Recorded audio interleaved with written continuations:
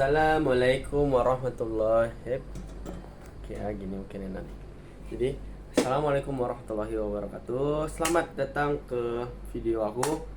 Oke, sesuai dengan judul aja kita langsung masuk. Aku akan jelaskan apa itu SNBT, apa isi dalam SNBT. Oke. Oke, SNBT itu penggantinya SBMPTN. Oke.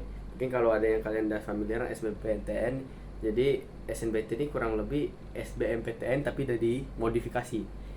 Itu sama SBMPTN itu jalur masuk PTN melalui tes. Kan ada 3, ada SNMPTN, SBMPTN dan jalur mandiri. Itu dulunya, sekarang diganti jadi SNBP, SNBT dan jalur mandiri juga. Oke. Jadi kenapa SBMPTN ini diganti dengan SNBT? Nah, ada beberapa alasan sama perbedaan. Jadi kita lihat dulu, ada alasannya. Mereka bilang kalau ini bakal lebih adil, lebih efisien, sama lebih transparan. Nah, kita lihat ke perbedaannya.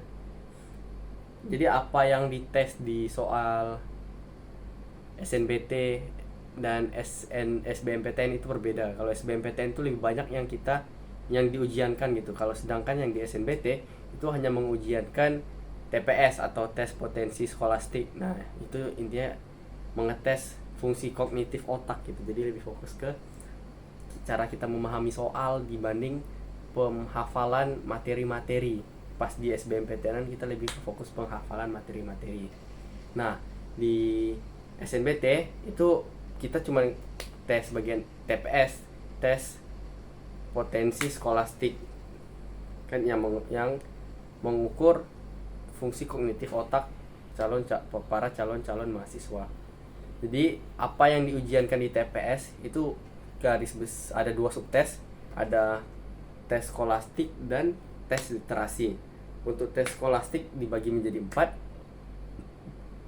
Ada kemampuan penalaran umum, pengetahuan dan pemahaman umum, pemahaman bacaan dan menulis, dan pengetahuan kuantitatif. Yang kedua, literasi.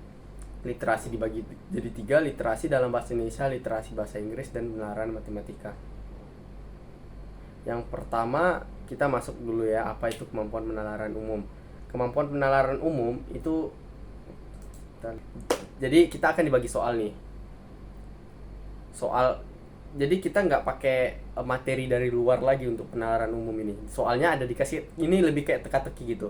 Budi, ini rumahnya di sini, rumahnya di sini, rumahnya di sini. Nah, nanti dibilang rumahnya si Yanti itu di mananya rumah si Joko gitu. Seperti itulah kurang lebih ya. Kita harus memahami, menalar dari soal tersebut. Sedangkan PPU, tes pengetahuan dan pemahaman umum, dia sama soal kayak bahasa Indonesia. Contohnya nih ya, kesalahan ejaan dalam kalimat tersebut ditemukan pada, atau kalimat inti pada kalimat pertama paragraf kedua teks tersebut adalah, dan makna yang sama dari kata dampak pada kalimat 6 terdapat pula pada kata. Nah, itu contoh bagian PPU atau pengetahuan dan pemahaman umum. Lalu PBM sebentar, itu ada paragraf cerita. Nah, nanti yang bakal ditanyakan seperti perbaikan kalimat yang tidak efektif pada kalimat kelima pada paragraf tersebut adalah, atau lagi makna dari kata survei dalam paragraf tersebut adalah, kata berimbuhan yang tepat untuk mengisi kekosongan pada kalimat tersebut adalah, dan kalimat yang tepat untuk melengkapi paragraf tersebut adalah. Nah, jadi hampir tiga-tiganya ini lebih ke bahasa Indonesia ya, ke materi bahasa Indonesia. Dan yang terakhir, pengetahuan kuantitatif. Itu matematika. Contohnya gini, jika sebuah remedial rata-rata ulangan murid laki-laki di kelas tersebut adalah 78, rata-rata nilai ulangan murid perempuan adalah, tapi kan ada dikasih dulu datanya. Kurang lebih kita menghitung juga ujung-ujungnya. Nah, ini lebih ke matematika sih, aku lebih matematika materi gitu. Kita problem solving di sini. Oke.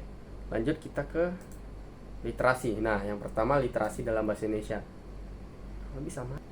Nah, contoh soal. di literasi bahasa Indonesia. Paragraf 2 bacaan tersebut berfungsi untuk, kita lanjut lagi, frasa-frasa jenis tersebut pada kalimat 11 merujuk pada, lanjut lagi kita ke kalimat yang dapat melemahkan argumen pada paragraf pertama adalah ini. Kita ke pembacaan ya. Yang pertama tadi itu ngelihat kalau penalaran umum, kita nalar soal, kita gak terlalu soalnya pendek-pendek juga bagian kemampuan penalaran umum.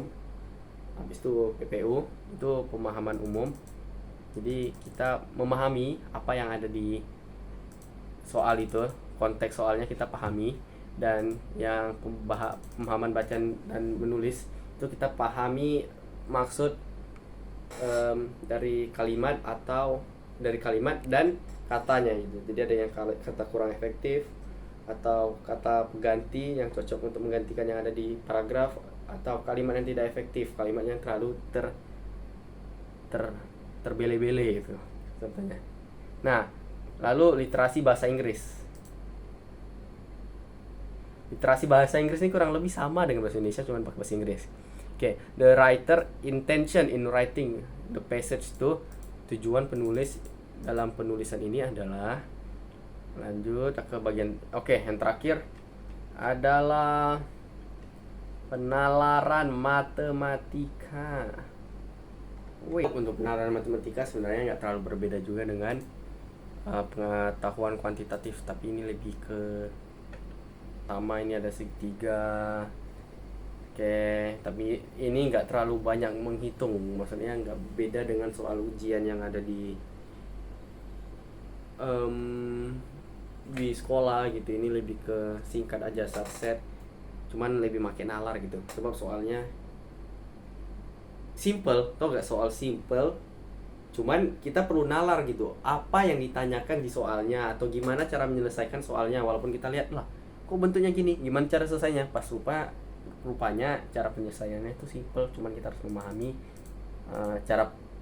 mengetahui cara selesainya itu lebih susah. Tapi pas sudah tahu cara selesainya, menyelesaikannya itu simple dengan rumus-rumus yang udah ada kan. Kayaknya itu semua pembahasan contoh soal dari subtes SNBT. Semoga video ini bermanfaat bagi kalian. Jika ada masukan bisa komen di kolom komentar. Akhir kata saya ucapkan wassalamualaikum warahmatullahi wabarakatuh.